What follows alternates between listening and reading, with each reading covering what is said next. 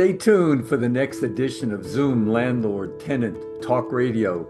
The opening topic will be tenant screening, a trap for landlords.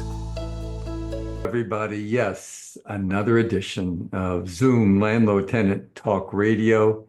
It is a hot Saturday, but you know we'll be here every Saturday at 3 p.m. If you are listening to this broadcast live, the name of the song was Mama's Song, written and performed by Carrie Underwood, and it was released in 2009. And the song was a tribute to her mother, expressing gratitude and love, reassuring her that she's in good hands and she's moving forward with life, especially in the context of getting married. And of course, I chose this song today because tomorrow is Mother's Day. So don't forget your mom, and make sure that she feels the most special person in the world as of tomorrow, as you should do every day. Okay, let's talk quickly about the show format, and that is we have an opening topic. Then after the opening topic, those people that are in the Zoom meeting, I will call on them. Right now, if you like, you can electronically raise your hand. I do call in the order that you did raise your hand. So if you do that now, you'll have the best chance that your question will be answered. Also, if you are watching YouTube, I would appreciate it if you could hit that like button and subscribe to my channel. All right, the opening topic, and that is tenant screening, a trap for landlords. When screening applicants in California, landlords should be mindful of the legal requirements and the pitfalls that they face and that they need to avoid. So here are some common traps that can occur during the screening process. Well, there's something called fair housing testers. Fair housing testers. These individuals are posing as potential applicants and assessing whether the landlords treat them differently based on characteristics such as race, religion, family status, or other protected classes. And based on their answers, this can pose a trap to landlords. Landlords and their agents can be sued for discrimination, even if they claim they had no intention to discriminate. The landlord's intent would appear to be irrelevant, as the legal system is designed to protect applicants even from minor issues of dealing with discrimination. You and your agent must understand the laws to avoid these lawsuits that are coming at you. And quite frankly, it's not just yourself as the landlord that needs to know these laws. It's your manager, your agent, your real estate agent. These people also have to know it, because guess what? If they make a mistake, you're the one who's going to get sued. So let's talk about these laws. There's actually two laws you have to deal with, both federal and state. One is under the Federal Fair Housing Law. The other is the California Fair Employment and Housing Act. And that means that you cannot discriminate on the basis of race, color, origin, religion, sex, familial status, disability, marital status, ancestry, source of income, sexual orientation, or other protected classes such as Section 8. Let's go over some examples, okay? Which is easy for landlords to make a mistake and get sued. So you're renting out this apartment. It's on the second floor. You don't have an elevator. And an applicant comes to you, which is obviously disabled. He's walking with a cane. And you say to him, listen, I don't think this is a good idea, because you're going to have to go up those steps and come down those steps, and this might be quite difficult, so I don't think this is a good mix for you. Well, that is going to get you sued for disability. You're basically discriminating on the basis of a disabled person. So I know what's going through your mind. You're saying, look, I'm just trying to be careful. I don't want this person hurt. And I certainly don't want to be sued if he trips on my property. So I'm doing this as an act of love and also as an act of self-preservation. But what you're doing is you're discriminating on the basis of a disability. It doesn't matter that this person is disabled and will have trouble getting to the second floor. That's not your problem. Okay, that's his problem. If he wants to rent it on the second floor and he's going to have trouble going up and down the steps, again, that's nothing that you can be legally concerned about. But then you're going to say, well, but I don't want to get sued. He's going to trip and then I'm going to get sued. Because God knows that if somebody is injured on my property, that means I get sued. Nothing could be further from the truth. This is a big misnomer by landlords that they believe that if somebody's injured on their property, then the landlord is responsible. That's not the case. I'll give you an example. If a person is on your property and a plane falls from the sky and hits them on the head, would you think that you're responsible? And of course, the answer is no. So therefore, the mere fact that someone is injured on your property doesn't mean you're responsible. If you have a staircase that's built to code with the proper railings, all of the proper height, and he falls down, that's not your problem, okay? That's the tenant's problem. And while anybody can file a lawsuit against anybody, that would not be something that you should be concerned about. And certainly you don't want to open yourself up to a discrimination case. Let's take another example where you're walking in Ralph's Market and you slip on a banana peel that was right in the aisleway there. Would Ralph's Market be responsible? And the answer is maybe not. And why is that, you might ask? Well, Ralph's Market has an obligation to patrol their aisles and to make sure that there's nothing that fell down on the aisles like liquid or a banana peel. But how often do they have to do that? Do they have to do that every 15 minutes, every 30 minutes? Well, what if a kid in a buggy threw that banana peel and 1 second later you tripped on it? Ralph's would not be responsible. So again, the fact that somebody is injured on your property doesn't mean that you're responsible. And certainly the fact that you think that this person is disabled and will have trouble going up the stairs, that's not your concern. That's his concern. If he wants to crawl up the stairs and crawl down the stairs, that's his decision. Okay, your job is not to discriminate. Let's take another example where on this same floor, the second floor, you have a balcony and a family with a small child wants to rent that unit. And of course, you're incredibly concerned that that child might crawl out onto the hallway and then fall over the railing through the slots. Well, again, that's not your problem. Most people think that the landlord's going to be responsible if a child is injured. You know who's responsible if the child is injured? This is going to be a wild notion, and that is the parents for letting their child walk in that hallway over on the second floor. That's who's responsible. The same thing is if you have a pool that's not fenced. Of course, it has to be fenced from the sidewalk to the backyard, but it doesn't necessarily, in most jurisdictions, have to have a fence around the pool. And if that's the case, and a family with a small child wants to take that, that's their responsibility, that they will not be allowed to go into the pool. It's their responsibility, the parents, to protect their child. Let's move on. You have a single, that is a no bedroom, a single unit, or an efficiency apartment, as sometimes it's called. And you want to limit that to only one person. After all, it's a single, there's not even one bedroom. That would seem pretty reasonable, except you're going to get sued for discrimination. And you're saying to yourself, what discrimination? I would rent to any ethnicity, any age. How can that be discrimination? And the answer is, it is, because you're discriminating on the basis of children. Because you see, a child cannot rent that unit by himself. He'd have to have a parent with him.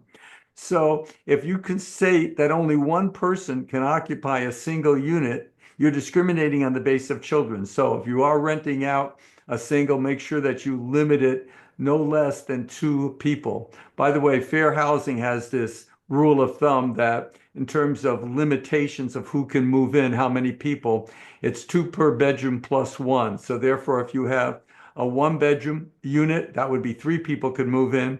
If you have a 2-bedroom unit, 5 people.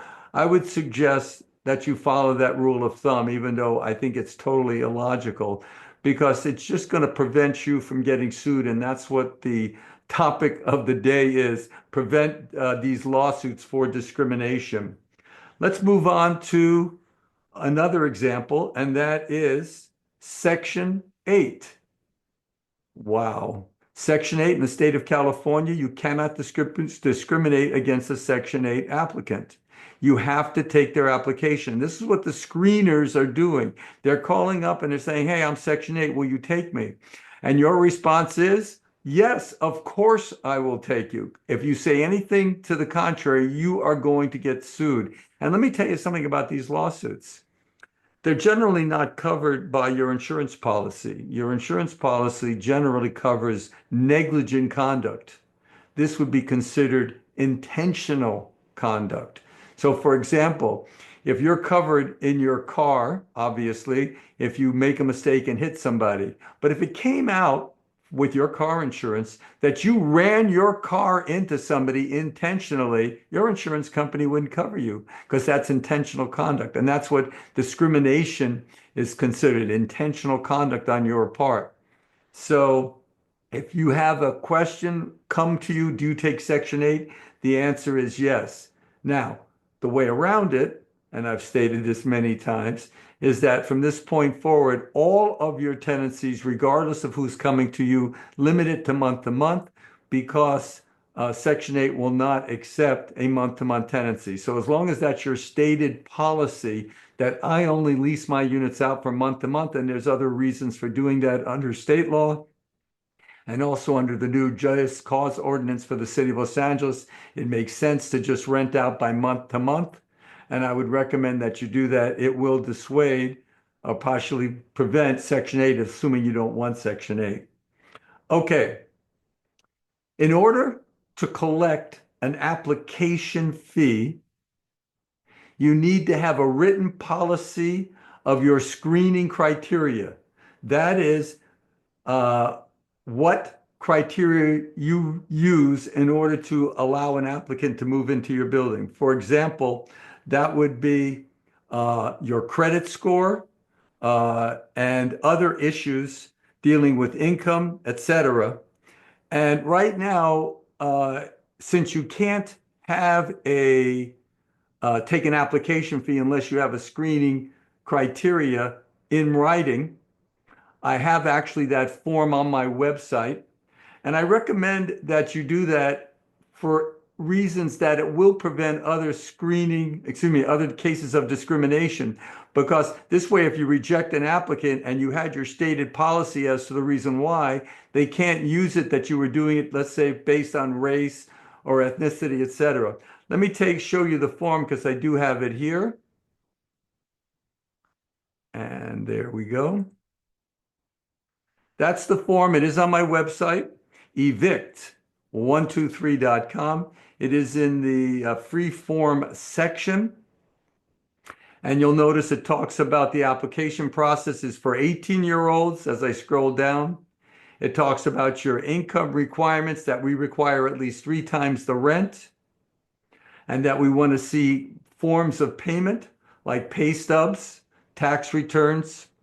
We also want to check out your credit history and make sure that you have at least a 700 credit score, and also that it will definitely impact your credit if you have such things as evictions, bankruptcies, or collection cases. Now, I might add that under Section 8, you can't use credit, this is unbelievable, as a ground to reject an applicant for Section 8 applicants only. That started as of January 1st, 2024. If the tenant can have, quote, his, quote, ability to pay, then you have to rent to him at least with regard to that income requirement. Okay, we also want to see their rental history. We also want to see, and this is an important one, we want to see that the applicant provide proof of rental payments for the last 6 months. That's very important, especially since we can't really tell in most cases where the tenant has been evicted before. So we want to see that he made to his current landlord his rent payments. We want proof of those payments. And there's a background check that we are telling him to do. We're also going to tell him that we welcome Section 8 applicants. Put that right in that screening criteria. Again, you can use this form, occupancy guidelines, which I talked about, and other factors that will be considered. Give them this form and then make them sign a copy for yourself.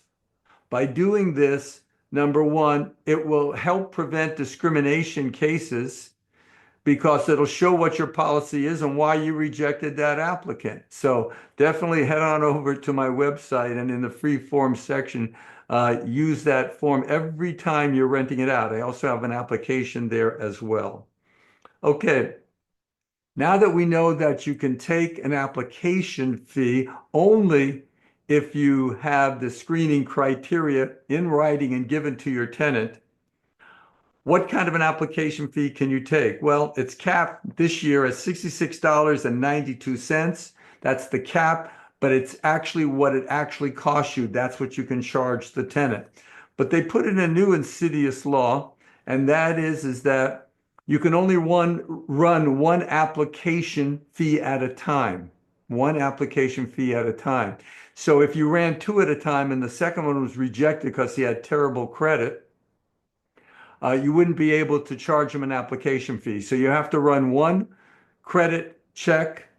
If he passes, then he's your man.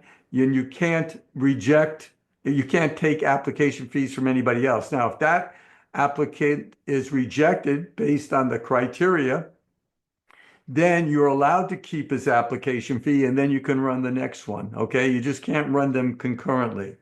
Now, if you do get a credit report or a consumer report under the new rules, you've got 7 days to transmit that to the applicant. If you don't do it, again, that can be grounds for a lawsuit against you. If you do deny an applicant based on his credit report, you have to send in writing to him that you were rejected in part or fully based on your credit report. Okay. And of course, he's going to have a copy of that credit report that he can see. Now, with this application, this credit report, it brings up the issues of privacy concerns. You have to safeguard this information. Only you or those employees that are entitled to see these documents should have access to them. Never give this to anybody else, including even if you sell the property to somebody, do not forward that to this credit report to anybody else, just those people in your thing. You can't give the next purchaser of your building the application, but not that credit report. Also, you want to make sure that your policies are consistent so that you're doing the same thing for every applicant, and every applicant has the same criteria upon which they will get into your building or not. Landlords who violate these laws are going to face lawsuits, fines, and other penalties. If you get a complaint from the Department of Housing Development or from the California Civil Rights Department, then you now are in the defensive position. You have to now prove that you didn't discriminate. You have to now justify your actions, like showing them that renter's criteria, show them the exact reasons why this applicant didn't come in, okay? And if you don't, you're going to get sued. If you get one of these complaints, I can't tell you that you need to get legal help. Do not count on yourself to be able to handle these, because you're going to find yourself embroiled in a lawsuit. And as I stated, insurance is generally not going to cover you. And you're going to find yourself in thousands and thousands of dollars. It is much better to hire legal representation right from the beginning so that your position can be shown and you won't be subject to this discrimination claim. In essence, landlords and their agents can be sued for discrimination, even if they didn't intend to discriminate. The law is not on the side of landlords. The law is there to protect tenants, okay? And by being aware of these legal considerations, you can generally sidestep the landmine of getting hit with a discrimination lawsuit. So this is going to come up all the time when you're dealing with tenants who you are screening, these applicants. Know the law. Make sure your manager and agents know the law, because if they don't, the only one who's going to be harmed is you. And that concludes my topic dealing with tenant screening, a trap for landlords. And now we're going to open it up to questions and answers. And we know the rules, that the answers given are for informational purposes only and do not constitute legal advice. If you do want to talk to me and you're in the Zoom meeting, please electronically raise your hand and I'll be sure to call on you within our time constraints. If you do have a case with me, God bless you, but we don't discuss specific cases, only general questions and law. And if you do want to talk to me, please leave your camera on, because it makes it more enjoyable for the audience. And of course, for me, I get to snoop around and see what's in your background there in the room that you're in. And also, again, anybody in YouTube, please like my video, and also please subscribe to the channel. And with that, we're going to open it up to my friend and co-host, Jim Polina. How are you? I'm doing good, Dennis. I like the way you introduced me. Very nice. So I got two questions for you, security deposit questions. The tenant gives notice, 60-day notice to vacate. I advertise immediately for a higher rent amount. And then the tenant vacates before the 60 days, like 45 days. Do I owe a 15-day rent refund because I'm advertising at a higher rate? I don't think so. The tenant is responsible for those for those full 60 days, since he gave a 60-day notice. The fact that you're trying to rent it for a higher rate, he's left, you're saying hypothetically, after 30 days? Uh, Is that what you're saying? He left after 30 days as opposed to 60 days? Correct. Yeah, I don't think you'd be able to get the place rented even if you rented it at the same price. So I think you're fine on that issue.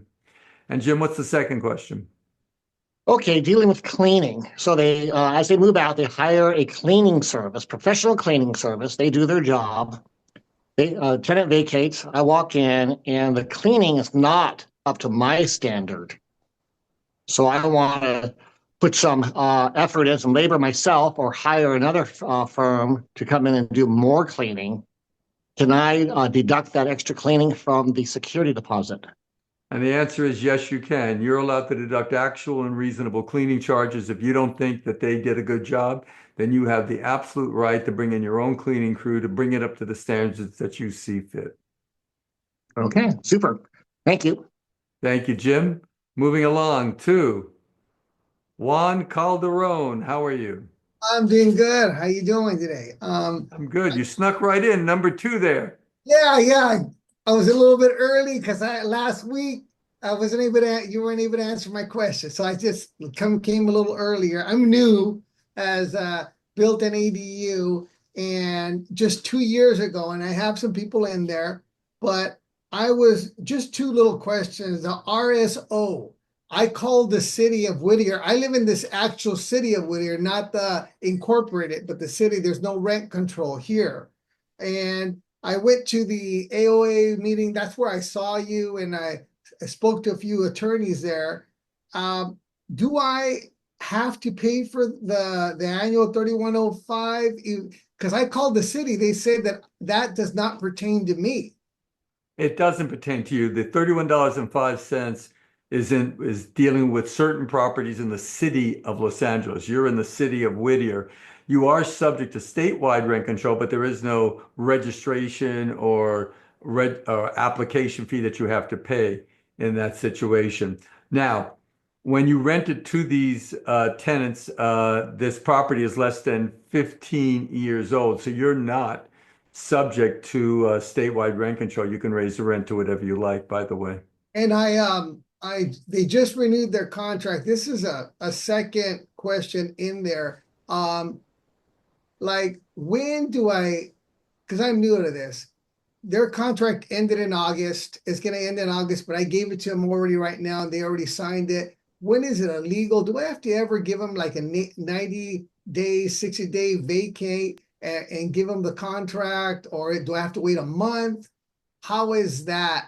I want to be in compliant, not say 90 days I had them sign, or like 1 month I had them sign. I don't know. Okay, well, let's pretend that the 1 year lease, and I presume that's what you're talking about, expires as of August 31st, 2025. So you can give it, if you want to give them another lease commencing September 1st, 2025, you can send it to them at any time. The only thing on your part would be that when September 1st rolls around, if you do not have a signed rental agreement and you accept September's rent, then that means you've now created a month-to-month tenancy. So it's okay to send them the rental agreement anytime. Just don't take the rent for September until they sign that rental agreement. Yeah, they already signed it. And just one more thing, I have it under a LLC for raising the rent. I was reading, I could only raise it between 3 to 7%. Is that true? That is untrue. Since your property was built within the last 15 years, and this ADU is separate from the main house, correct? Yes, it has its own address. It's 1,200 square footage. Okay, so you can raise the rent to as much as you like because you're not subject to rent limitations under statewide rent control. However, if you sign a new lease commencing September 1st, for example, then whatever that rental amount is what you're obligated to honor. Yeah, no, that's cool. That's it. That's the only question. That's it. Thank you. Thank you, Juan. We're moving on to Ro. How are you? Ro, are you there? Yes, can you hear me now? I can. Okay, hi. Yes, in the past, I have a residential house, and when I'd be advertising, a lot of people would be coming in with, husband, wife, kids, and then their mother and their cousin and their aunt. And I would always tell people that I just want one family, husband, wife, children, that's it. Is that legal? Absolutely illegal. You're discriminating on basis of familiar status there. So anybody can move in, it could be the gay lover or it could be, his aunt. It would make no difference. You can't discriminate on the basis of familiar status and just say, I just want a family, a husband and wife and two kids. So don't do that policy again because you can easily get sued. I'm going to be renting out coming up in the next month a 4-bedroom home. So if it's 4 bedrooms, so I need to allow up to 8 people plus one. Yes, I mean, if someone can't be, obviously, I don't think it's going to be the usual practice that 9 people are going to come and say, I want to rent this house. But technically, if they did, then that would be permissible, at least the rule of thumb as by fair housing. Yeah. Okay. Thank you so much. You're very welcome. We're moving on to Veronica Garcia. I'm going to ask you to unmute yourself. Hello.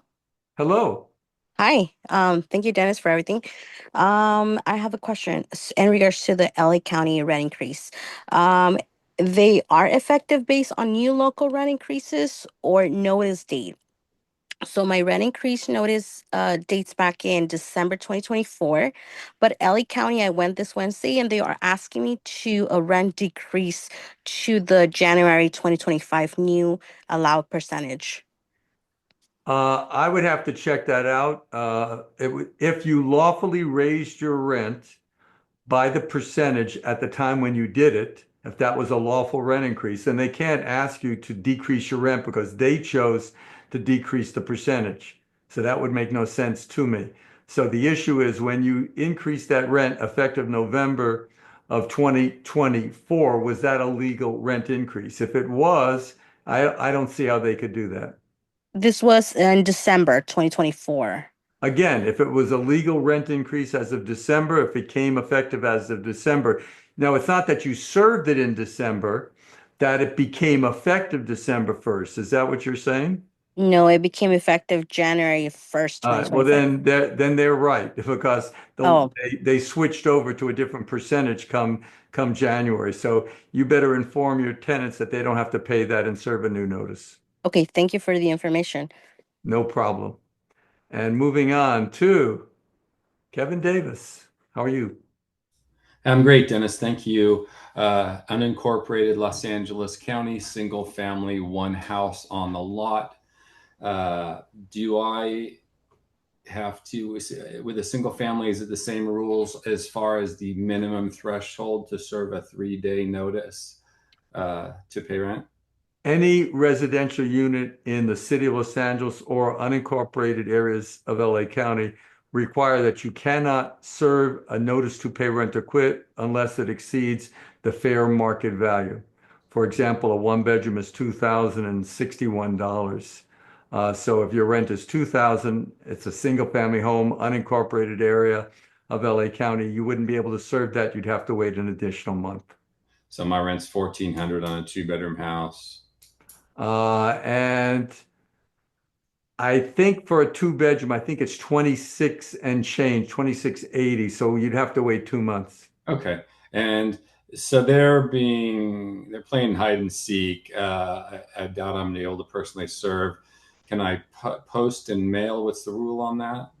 Well, in terms of a notice to pay rent or quit, you Yeah. can post and mail it if you first knock on the door loudly and no one answers. Okay. I have the figure here, which I just pulled up.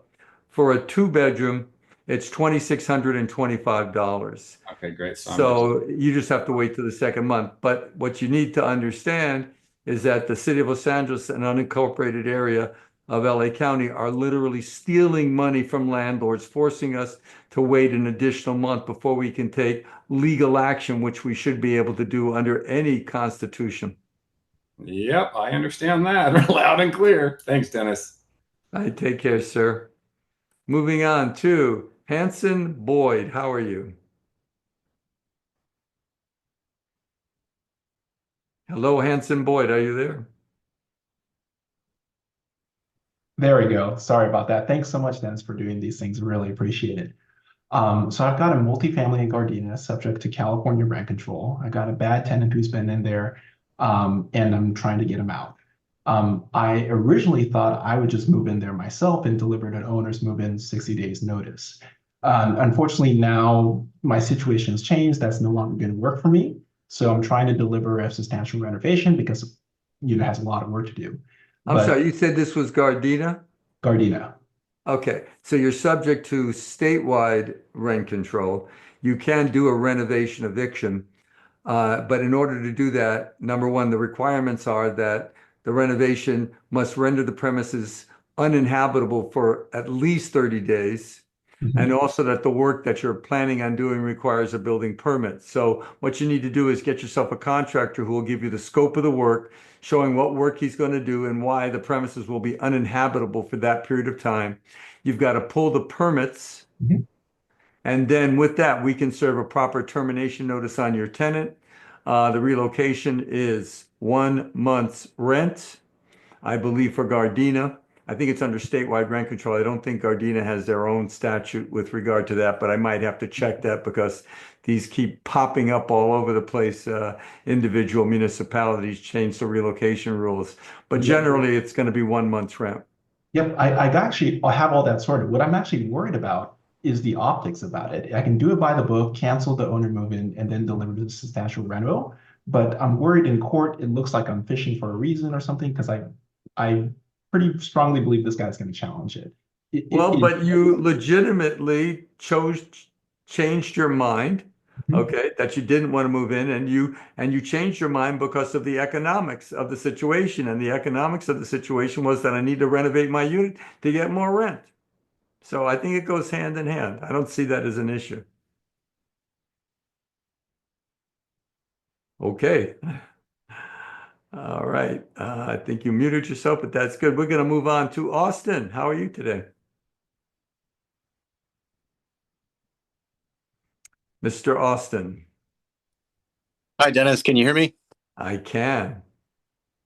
Let's get the video going. All right, there we go. Awesome. Thank you for another edition of Landlord Tenant Talk Radio. My question deals with security deposits. I inherited long-term tenants. This is in the city of Long Beach, fourplex, subject to statewide rent control. They did not have any deposit. They didn't put down any deposit when they moved into the place like 10 years ago.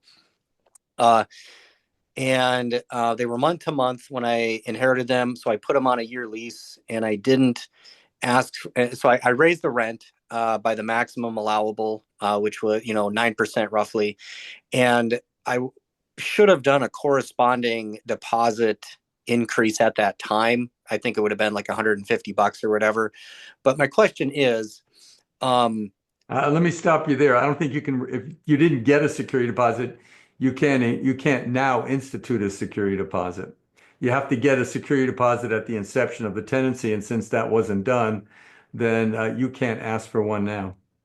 I understand that, like a 1 month's rent security deposit I can't do, but I intend to raise the rent by the maximum allowable by state law in a few months when their year lease ends. So at that time, can I ask for a security deposit the same amount of the rent increase? For example, a $150 rent increase would equal a $150 deposit because it's their lease is expired. Can I do that? The answer is no. It's from the inception of the tenancy, and the tenancy started when there was no security deposit. So I think you're out of luck on that one. Okay. All right. Thank you. Thank you. Moving on to Stephanie. I'm going to ask you to unmute yourself. Oh, I think I lost Stephanie. Yeah, you unmuted me by mistake. This is Okay. Sonia. Is Sonia? I'll talk to you, Sonia. Go ahead. Oh, okay. Thank you. My question also has to do with security deposits. So we had a tenant in this fourplex apartment in the city of Glendale. She moved in. We put on all new mini blinds. She had a cat. So within the first year, basically destroyed the mini blinds. The question is, can we deduct the full amount, the cost of the mini blinds, as well as the handyman's fee, from her security deposit? And the answer is yes. You are allowed to deduct for any unusual wear and tear, and that would be considered unusual wear and tear. I mean, what the cat did. So Yes. the cost of the material and also the services of the handyman. Yes, you certainly can do that. Okay, and one quick follow-up question. So I know we're going to have to itemize everything that we do, but to give a copy of the receipt, do we have to do that for even an $80 itemized list or just the things that are over 125? You don't have to you have to obviously itemize what you're deducting from the security deposit, but if the total that you're deducting is $125 or more, then you have to have the receipts. Receipts for everything. You got it. Okay, thank you. I'm going to try to go back to Stephanie. Stephanie, you're saying, and you need to raise your hand again so I can find you. You're saying that we don't not allowing you to unmute, but that's not the case. Everybody is unmuting themselves. I see you there. So I'm going to allow you to unmute yourself now. If you got to hit your unmute button. Okay, There you that go. works now. Thanks. Hey, so Yes. we started a LA RSO eviction based on nuisance and safety. The tenant threatened us criminal threats with a weapon. So they requested a jury trial, right? So could their answer does raise habitability. Like they called LAHD on us, but we fixed 80% of the issues already. Let me stop you there, okay? Yeah. A tenant takes a gun out into the courtyard and shoots 12 people. And then in addition to his criminal problems, you bring forth an eviction to evict him on the basis of extreme nuisance. Would it make any sense that you failed to fix his heater for the last year? Would you think that would have any relevance? Right. Okay, so in your example, I used an extreme example. That is not a proper defense for nuisance behavior.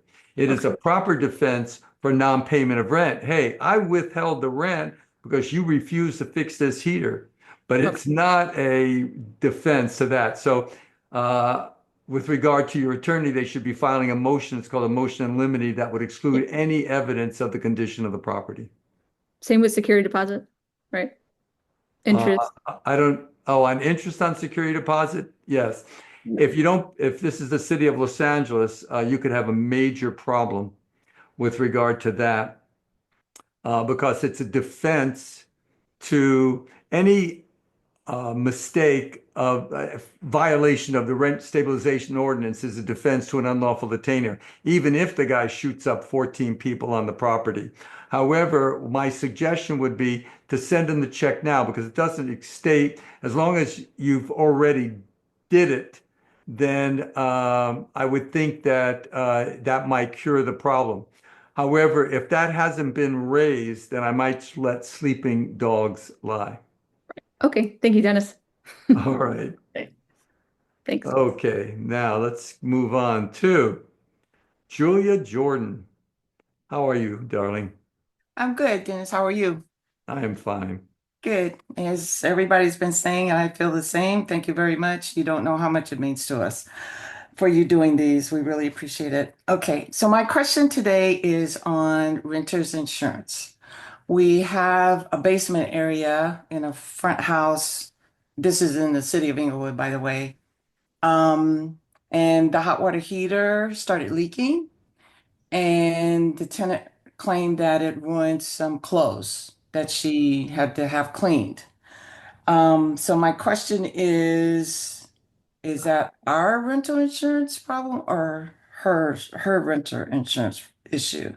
Well, most rental agreements require that the tenant carry renter's insurance, so that if there's any damage to their personal property, that their sole way of recuperating their losses is through their own insurance policy and not from the landlord. And that's why I have that requirement of renter's insurance in my rental agreement, which once again is on my website at evict123.com. However, the issue is, if the water heater burst, for example, and the tenant's clothes got ruined, definitely sustained damage, and definitely it wasn't the tenant's fault, is the landlord responsible? And let's pretend there was no contract calling for renter's insurance. And this is what I would have to say. The general answer is no, a landlord is not responsible. Generally, a landlord is responsible in two instances. One instance is if there's a contract that says that I'm going to be responsible for this type of a situation. Well, obviously, you don't have that in your contract that states that, hey, I'm going to take care of any of your losses if a calamity happens. So that wasn't in there. So it's not a matter of contract. The other way a landlord can be responsible for damage to somebody's property is if the landlord was negligent. Like, you're driving a car, you didn't watch where you were going, you were on your cell phone, and you ran into another car. That's negligence. But what negligence existed if all of a sudden the water heater blew and all of a sudden this person's clothes got damaged? So you're not responsible under a negligence theory. You're certainly not responsible under a contract theory. So therefore, you're not responsible at all. However, it's the icing on the cake to have that phrase in your rental agreement that states, hey, Mr. Tenant, you have to have renter's insurance to cover any losses because you're holding me not liable. Okay, thank you very much. And it is in the agreement, thanks to you. Thanks. And thank you. Rosanna, I'm going to ask you to unmute yourself. Mute. Okay.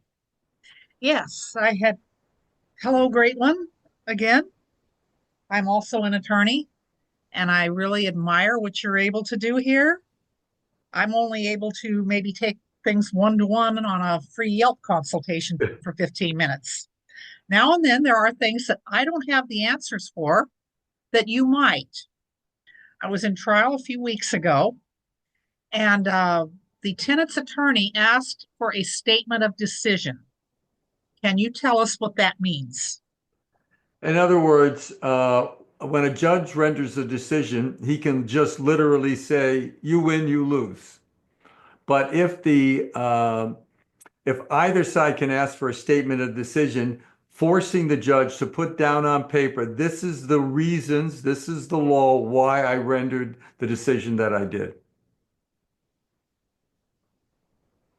Does that Okay, answer? and they did do that since then. Thank you very much. All right, you take care. Good question. Lynette Austin, how are you?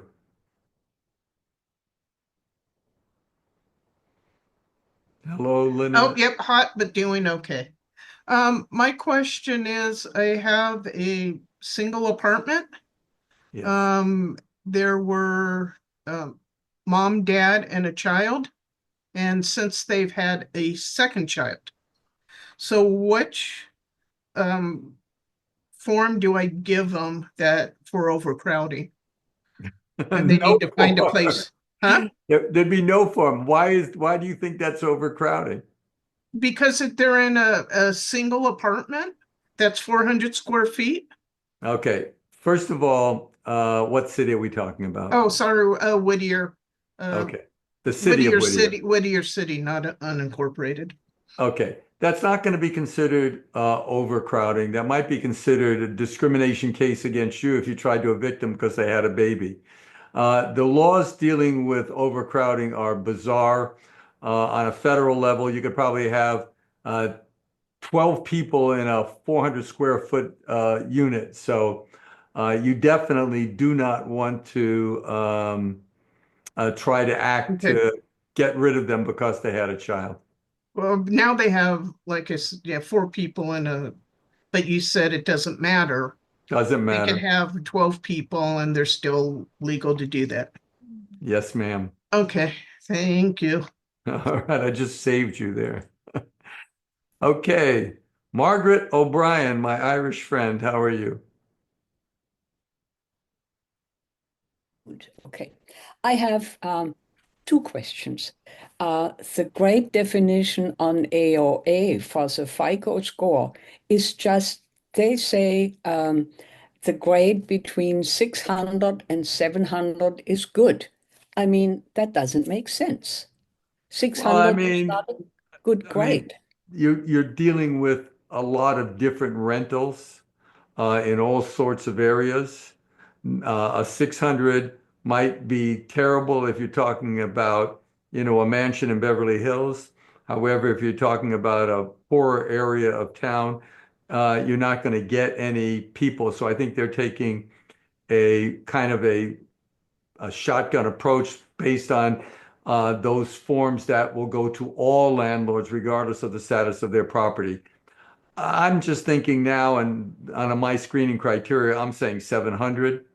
And the reason why I'm saying that is because, and I've said that in previous shows, that if you have to evict a tenant, you're looking at 6, 7 months of no income and then to rehab the unit.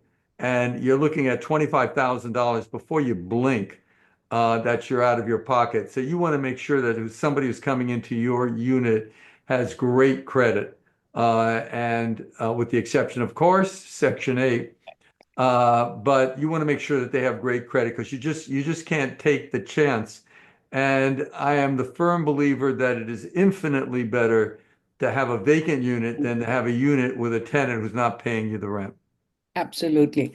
And the other question is, I was looking up what the rent increase is from July 1st to June 30th, 26.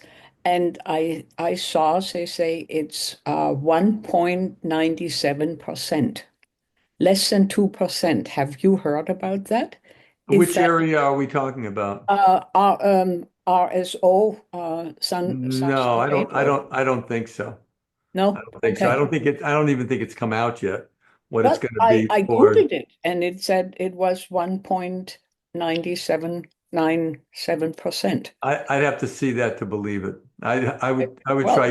I wouldn't Google it. I would go to the LA Housing Department website and check that out.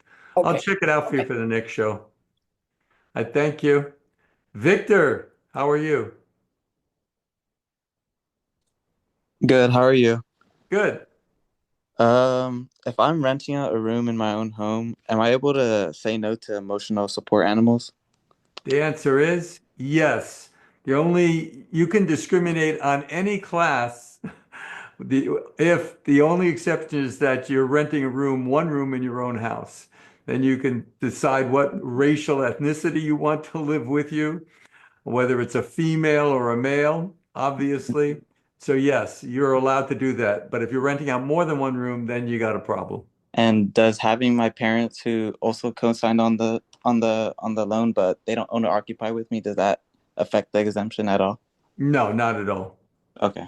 Thank you. Moving along to Daniel S. How are you? Daniel S., are you there? Hi, Dennis. I'm doing well. How are you? I am fine, thank you. Great, great, great. Quick question. It's like a two-part question, but if you inherit a property in the city of LA under RSO, you don't have a copy of the lease agreements. This is a 5-unit building.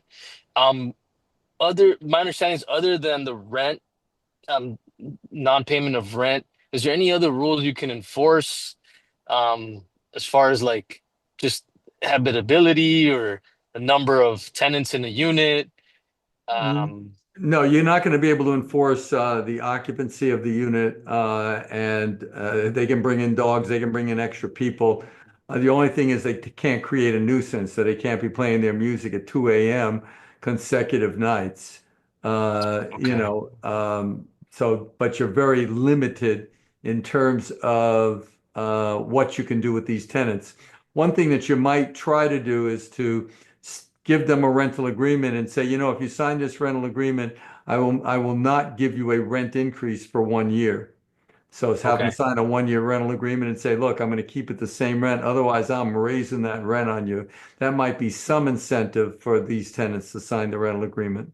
Okay. So even if they're like inside the unit's destroyed or they're hoarding, they have all this stuff in the room, like you Well, can't move if forward. if that's the case, if you can get the city to come out there and Mhm. cite your tenant, now I have grounds to evict, but that's going to be a difficult task. Difficult. Okay. One last thing, one last question. A 5-unit, somehow there was a 6-unit that was created.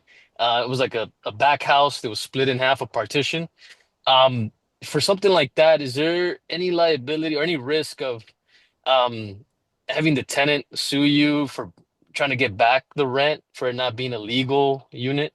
Some tenants have brought forth lawsuits asking that since you rented me out an illegal unit and I've been here for 4 years and I want 4 years worth of rent returned to me. Those lawsuits go nowhere, though landlords have to defend it. There is no basis in law that I'm aware of that would require a landlord to give the tenant back all rent paid. However, you do know in the city of Los Angeles, you'd have to pay substantial relocation fees anywhere from like 10,000 up to $25,700 for renting out an illegal unit.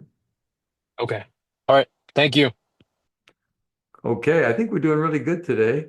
How about, I see it says here, iPhone guest. I'm going to ask you to unmute yourself. Good afternoon, Dennis. Thank you. Two quick questions. I have a vacancy. I've been using your forms over the past few years. The current application that I'm looking at, it looks like it doesn't have a, a column or a row where we can ask about banking information. I remember in past few years you had that. Is that no longer allowed? That is allowed, and in fact, my son, who heads up our collection department, said, Dad, why don't you have that in there? I might make a change, but nothing prevents you from just doing it on a separate piece of paper and handing that to him as well. But I will add that in because my son already mentioned that to me. Got it. And then another quick question. This vacancy I have is in a building where we have majority Section 8 tenants. It's in a low income area and it's been working out for us. I know you mentioned that we can't discriminate against Section 8, but is there a world where we can say we only want a Section 8 tenant? I don't think so. I think that would be discrimination too. Because then if a person comes to you of one ethnicity and you're saying, nope, I'm not taking you, then I think that would be considered discrimination. Got it. Appreciate it. All right, no problem. Moving on to Ella G. Say hello. Hey, Dennis. Thanks Hey for taking there. my call. Most of my questions were answered, but I do have one more. If we inherit a property where we're trying to build the rents are lower, do we have the right to increase them as when we take over the property? Okay, first of all, it's difficult to understand you because you got people talking in the back seat. Second, I know. your beautiful daughter in the back seat needs to put her seatbelt on, okay, immediately, you know. But and I know you don't want to hold the phone, but it was really difficult to understand your question. So uh, your husband next to you could My ask husband could do it. by Yeah. picking up the phone. Okay, it's pretty much, can you increase the rents as soon as you take over a property? The answer is no if that property is subject to rent control. I would have to know where the property is. What city? Long Beach? Okay, is this an apartment or a house? Yeah, it's a fourplex. Okay, so you're under what they call, it's under a Long Beach rent control, which mimics statewide rent control. So if the rent has not been raised in the last 1 year period, you are entitled to serve an immediate 8.9% rent increase. Did you hear me? Okay, I think we lost you there. So let's move on to Richard Scott Lyle. I'm going to ask you to unmute yourself.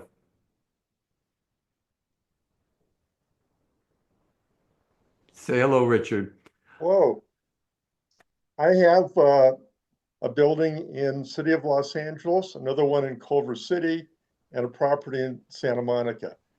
I moved out of California in 2020, and I've been managing them remotely. But do I need to maintain a physical address somewhere in California for my wonderful tenants? The answer is no. You do need to have a physical address, but it doesn't need to be in the state of California. And by the way, where did you move to? What state? State of Wyoming. Ah, very nice. Yes, one of my associates is building a house there, believe it or not. And they're going to use it as a retirement home and vacation home. So beautiful place from the pictures that I've seen. But no, you don't have to maintain a physical address in the state of California. You do need to tell them a physical address, which you of course would have in Wyoming. Okay. What about for service of process? Do I have to have an address where I can get sued in small claims court in California? Absolutely. And that's going to be in Wyoming. They got to serve you in Wyoming. It's not that big of a deal to serve somebody in a different state. You call up a process serving company in the neighborhood where you are, you transmit them the papers and they can serve you. So it's not that big of a deal. Okay, because small claims court, they have to serve the person within California unless it's a motor vehicle situation. I wasn't aware of that. I've sued people and served them in other places. I haven't run across that, but I could check the law. We're not lawyers are not allowed in small claims court, as you might know. Yeah. All right. By the way, are you an attorney? Yes. Okay, I could see it from the background there. So I'll accede to your expertise then. Okay. All right, take care. We are going to end the show with Harold. How are you, sir? I'm good, Dennis. This is a situation where there's a friend of mine. She was living at a house. She doesn't really have any money. They want her to move, and they tried to trick her like, "Here, just give the keys." And I said, "No, don't move. Just stay where you're at." So a week later comes by, and the guy who's trying to buy the property, it's in escrow. Some buyer company wants to make her an offer, and 2 times I tried to hook her up with an attorney, and she didn't have a full amount to give them. So she gives like a deposit, 200, 300. So now it's like, what can I do for her to make sure she doesn't get burned? I know you don't do the other side. Right. Well, I mean, obviously they're offering her a certain amount of money. If she likes it, then just run the agreement by an attorney to take it. It shouldn't cost her that much money to run it by an attorney. Yeah, and the other thing I was thinking about is I know some people in title companies to put an agreement together if it, you know what I mean? But you just said the other point real quick, you got to go, is that from the city of LA. She tried to go to the people to get legal help, and it was a big joke, just to let you know. They basically, there's no free legal help. It's just like, this is what you can do. Well, there is free legal help if you're being evicted, but she's not being evicted. This is like a contract issue. So now we know. But yeah, this is good advice, my friend. Thank you. Thank you. We are going to end it here. I want to thank everybody for coming out and making my show. If you are listening on YouTube, please hit the like button and subscribe to my channel. And I want to wish all the mothers out there a very, very happy Mother's Day tomorrow. And with that, everybody, have a great weekend. Thank you.